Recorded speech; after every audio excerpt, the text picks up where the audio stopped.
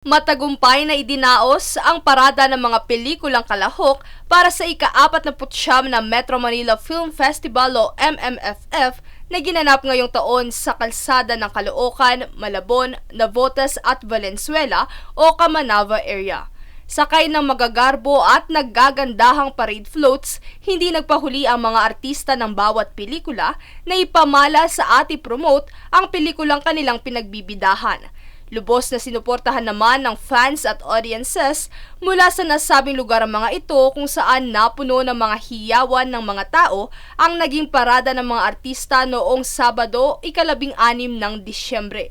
Dagdag pa rito, 4 na lungsod sa Metro Manila ang binaybay ng Parade of Stars kung saan ito ang kauna-unahang beses na naganap sa kasaysayan ng festival.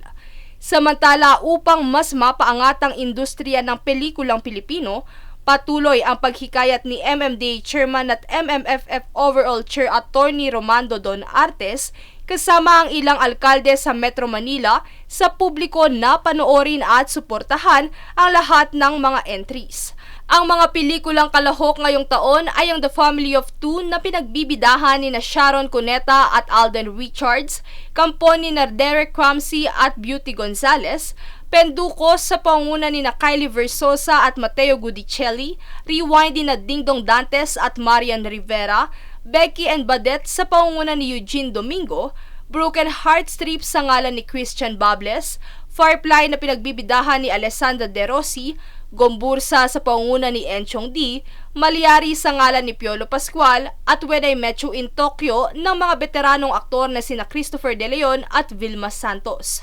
Mapapanood ang 10 pelikula mula ika-25 ng Disyembre hanggang ika-7 ng Enero sa susunod na taon. Samantala, ang 10 pelikulang ito ay nakatakdang ipalabas sa susunod na taon sa Los Angeles, California para sa Manila International Film Festival.